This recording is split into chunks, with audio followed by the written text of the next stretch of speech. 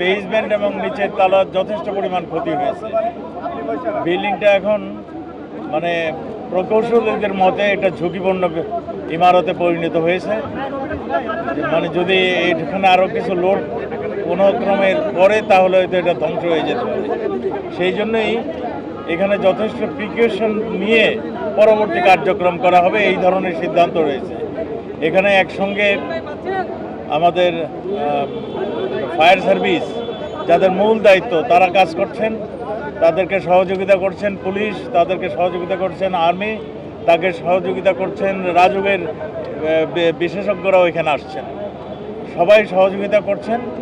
মূল কারণটা কি এ নিয়ে আমরা পরীক্ষা নিরীক্ষা করছি। আমরা পরীক্ষা নিরীক্ষার পরে আমরা সিদ্ধান্ত নিতে পারবো যে মূল কারণটা কেন এই এক্সপ্লোশনটা হয়েছিল। আমরা মনে করি যে এই ধরনের ঝুঁকিপূর্ণ এই ধরনের ইমারত করার আগে আমরা সবসময় বলে থাকি যে ফায়ার সার্ভিসের ক্লিয়ারেন্স কিংবা এই ইমারতের ক্লিয়ারেন্স না নিয়ে কেউ যেন এই ওটাকে ব্যবসা বাণিজ্য কিন্তু ইসের না করেন। এইগুলি মেনে চললে আমার মনে হয় এই ধরনের মানে দুর্ঘটনা থেকে কমে যেত। তা আমি আহ্বান করব সবাইকেই, সবাই যেন তাদের ইমারতে আমাদের ওই ফায়ার সার্ভিস থেকে একটি সার্টিফিকেট গ্রহণ করেন, যেটা ফায়ারের জন্য এটা মানে সব ধরনের সুযোগ সুবিধা রয়েছে। Thank you.